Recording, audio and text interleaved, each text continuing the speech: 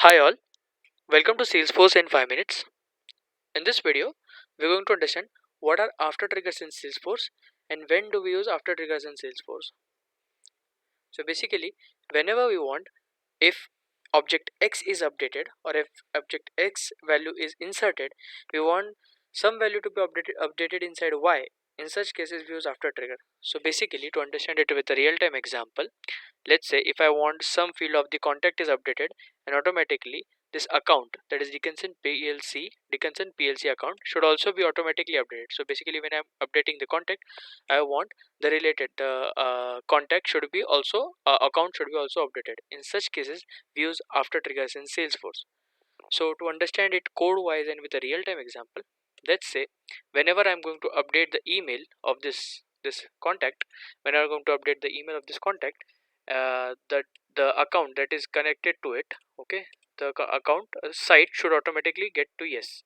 The value inside the account site should automatically become equal to yes. So whenever I'm going to update the email, if email is updated successfully, so let's say a young at the Dickinson.kmail, if I'm updating it to ayoung at the dickinson.com, if I'm updating the email, in that only case I want that the account site should be automatically updated.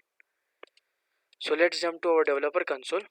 So right now I have written some amount of trigger, so in order to save some amount of time, so right now this trigger is working in all of the contexts, but we want this our code to be updating in after and update context. So basically we want to execute the code when the record is updated, after the record is updated.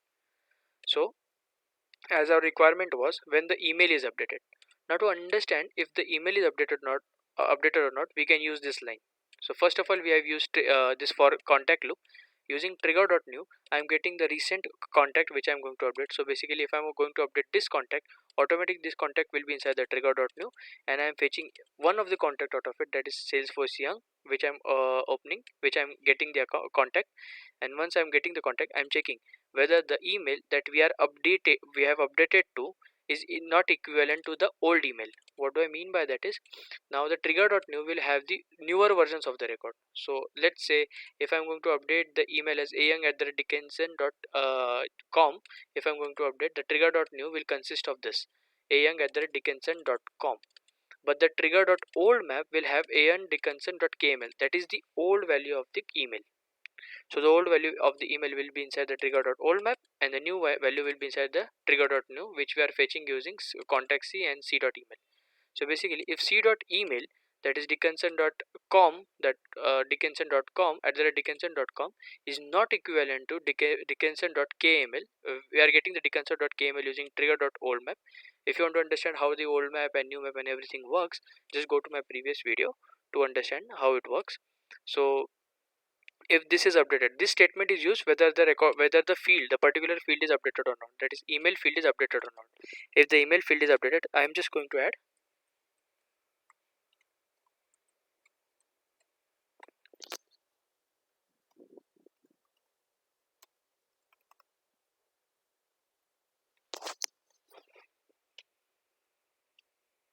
So right now I'll just check if I am going to update the email. So if I'm going to update the email from kmail to .com, and if I click on save, the log should be generated for the same. As you can see, email is updated automatically, I've got.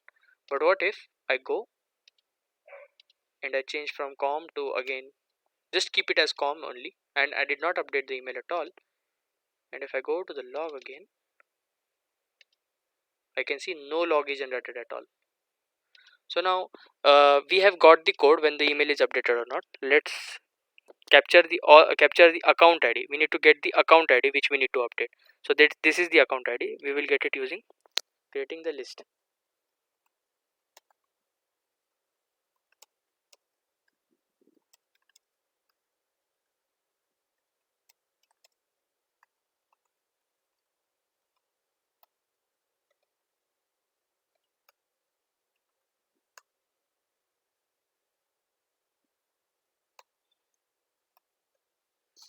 So now whenever I'm going to update the email ID of this contact, I am capturing the account inside the account ID. So this account ID, this Dickinson PLC account ID will be captured inside this. Now what we need to do is we need to query that account ID to update it.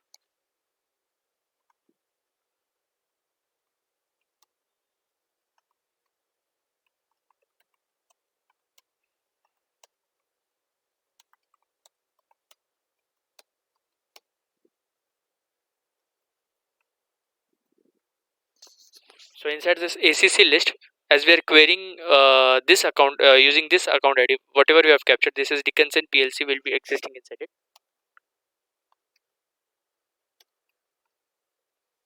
And from the same ID, we are going to query all the accounts. So again, inside the ACC list, we will have Dickinson PLC.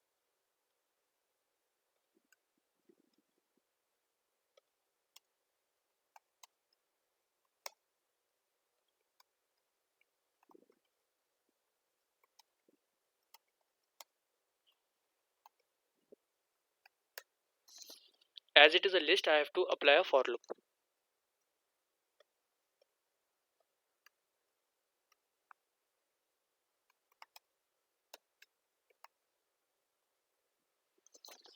So what I'm going to do is from the ACC list, I'm going to pick up the account PLC account, that is this account. I'm going to pick up it, and then inside the ACC, that Dickinson PLC account, I'm going to make site as equivalent to yes. So I'm going to put the value as yes inside the that Dickinson PLC account, and then I'm going to update the ACC list.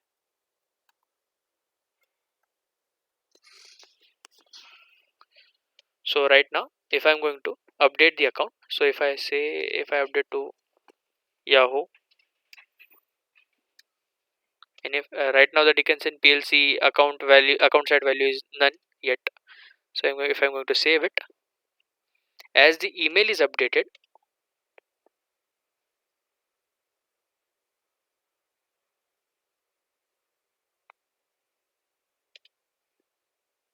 the account set is equivalent to yes. So account set has populated as yes. So let's say if I'm going to empty this,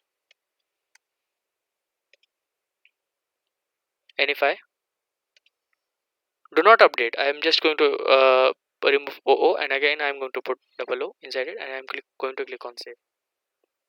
And if I refresh it, the account set will not be populated as we haven't updated the email address. We just pre-populated with the same value. So account set value has not updated at all. So this is how the overall code works in the after triggers. If you found this video helpful, and if you understood what is after triggers in Salesforce, please subscribe to our channel.